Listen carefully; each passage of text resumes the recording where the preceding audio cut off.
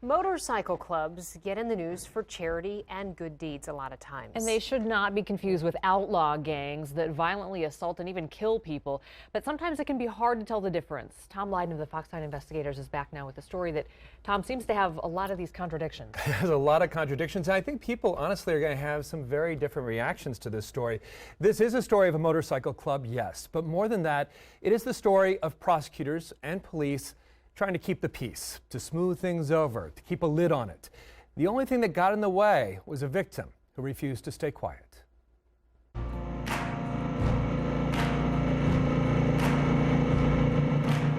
For 3 decades, they've cruised the highways and back roads of western Wisconsin.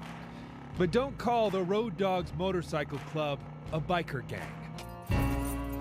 Do you think you're getting a bad rap on this? What do you think? Don't ask about the woman violently assaulted. Was it you? No comment. I mean, how did she get those injuries? She looked like she had the living hell beat out of her. Did you do that? Even the local DA seems to treat the Road Dogs like they're all bark and no bite. What do you think about this case? I really don't have any comment beyond what was in court. Our story begins here in Buffalo County, Wisconsin, just off the highway and across the river from Winona.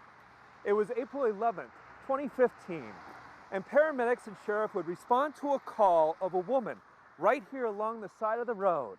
She's unconscious, she is bloody, she has major facial trauma. And the story she will tell, the one she can remember, is absolutely horrifying. How has this changed your life? I don't even know where to start. I wouldn't even know where to start. Samantha has lived in these parts all her life. And that night, just a couple weeks before the annual motorcycle flood run, she'd gone out drinking with one of the Road Dogs, Lucas Anderson. The party ending up at the Road Dogs' remote clubhouse on an isolated hilltop, a former strip club called the Gin Mill. I'm gonna tell you everything I remember. Samantha says she wanted to leave and went to the parking lot to search for her cell phone and house keys. Why wouldn't they just help you to leave if you want to leave? Because I'm guessing because I got loud. According to confidential witnesses, there was drama. Lucas flirting with another woman, Samantha refusing to leave, even knocking over a motorcycle. That's when at least 3 Road Dogs, maybe more, started punching Samantha. The next thing I remember is getting the kicked out of me by a bunch of guys. Witnesses say Samantha was bleeding from the head and face, and at one point appeared lifeless. She was loaded into a pickup truck, driven a half-mile down the hill, where she was found along the side of the road. I do need you to tell me your side of the story, though. Sheriff's Detective Lee Engford recorded his interviews with the Road Dogs. Jonathan Hansen, also known as Caveman, was the sergeant of arms at the clubhouse. 1 month after the assault, he walks into the sheriff's office. Caveman's ready to take the fall. Here's the thing, Lee. Okay. I know you're looking for the person for the situation that happened. Your focus should be on me, no one else. Hansen had hit Samantha so hard his thick rings had left impressions on her face. At least 2 witnesses also saw Scott Durham, a.k.a. Satan, punch Samantha too. I got a couple people that saw things happen in the parking lot. Okay. And people other than yourself punch her. Okay. No one laid a hand on her but me. I can guarantee you that. Despite the conflicting accounts, the detective seems eager to close out the case with Caveman. He says he's getting pressure from the top. I will also talk to the DA. I'll explain to him your cooperation and things, and we'll try and work something out before you even have your court appearance. Then there was the old dog, Daniel Apps, and the deputy turns diplomat. There's been a long time understanding between law enforcement and the club. You know, we're not going to sit and, nitpick at things. Right. On the flip side, doesn't go down in our backyard either. They both wax nostalgic for the old days when Jeffrey Reich, a.k.a. Hitler, ran the show. He died a few years ago from cancer. Hitler probably was the best to deal with out of anybody over the years because there was no dicking around. You get younger guys in there and they get stupid. You know, you guys got some guys that are trying to make names for themselves. They're doing some stupid shit, and it's not good. If the road dogs got good cop, Samantha says she got bad. He was concerned about, did I see drugs at the gym mill? Did I do drugs at the gym mill? Did I hear any talk about drugs at the gym mill? Samantha admits she's no angel. She's got a rap sheet for theft, fraud, and domestic assault. But when she posted a picture of her bloody face on Facebook, she says the DA and detective went ballistic, telling her to stop provoking the road dogs.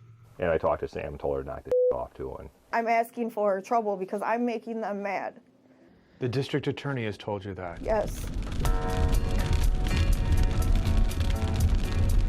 On this cold and very wet morning, we are headed down to Alma, Wisconsin, about 2 hours south of the Twin Cities.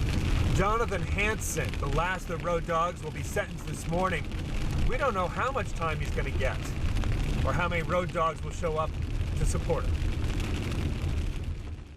Samantha already told us she's not coming today. Last time she did, she says the road dogs stood outside every exit. I'm from Channel 9 News. This time it's only us. And when Caveman comes, he's changed his story. I don't know why it's interesting, because it was all based on lies. The case is based on lies? Yeah.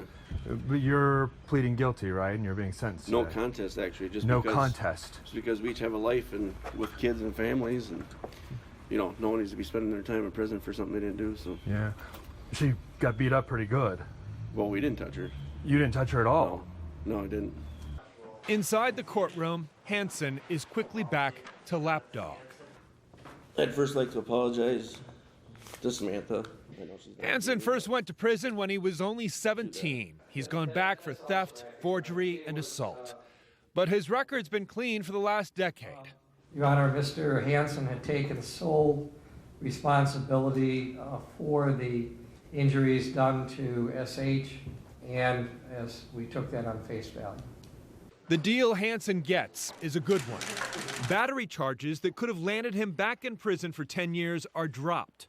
He pleads no contest to false imprisonment, gets 7 months in jail, with work release and home visits. Two others, Daniel Apps and Scott Durham, Satan, have felony charges dismissed and plead guilty to disorderly conduct, a misdemeanor, with no jail time. Judge James Duvall even praises the road dogs for their local charity work. And I am aware of the good work done by your club in different community activities and fundraisers and things like that. Her injuries were pretty awful. You don't have anything to say about how she got those? No comment. No comment. Did Mr. Hansen take the fall for the rest of you? Mr. Hansen? No comments. No comments? No comments. You know, you told me going in that it was her fault, and yet you're saying a different... I never said it was her fault. No comments. And yet you seem to accept the guilt. Are you taking the fall for this? Was it you? No comments. I mean, how did she get those injuries? She looked like she had the living hell beat out of her. Did you do that? No comments. And why would you do that to a woman? District Attorney Thomas Clark didn't seem eager to talk about the plea deal either. Well, the victim believes that he got a light sentence of only 7 months and believes that the prosecutors, yourself, and other people are intimidated by this gang. Are you guys intimidated by this gang? I think we had met with the victim many times and got her accept for what we had done, so I'm not sure where that comes from. Mm-hmm. But 7 months, you believe, is an appropriate sentence given this guy's criminal history. I do. I wouldn't have recommended it. It seems light. Given his criminal history, given that he left her along the road for dead, according to one witness? Well, like I say, that's what we thought was appropriate. That's what the judge ordered, so we're fine with it. It's not fine with Samantha. In Buffalo County, she believes crime and punishment has taken a back seat to fear and intimidation. That somehow she is less important than keeping the peace with the road dogs. They're trying to make me feel like somehow this was like I deserve this, or like somehow like something that I did, like it was my fault. And like I should have known better. In terms of that jail sentence, 7 months, there is an interesting comparison here. A few years ago, someone burned down the Road Dogs clubhouse in some dispute. No one was hurt, but the Road Dogs were pretty furious. And that same prosecutor, that same judge, gave the suspect 2 years in prison. 2 years And yet, for violently assaulting a woman, the sentence was only 7 months in jail. For the Fox 9 investigators, I'm Tom Lydon.